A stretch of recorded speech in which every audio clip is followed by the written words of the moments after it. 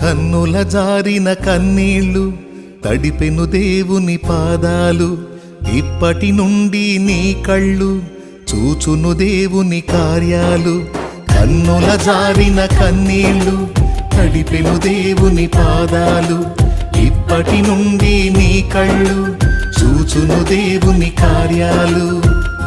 ఉందిలే దీవెనా ఎందుక వేదన, పొందిన యాతన దేవుడే మరచునా.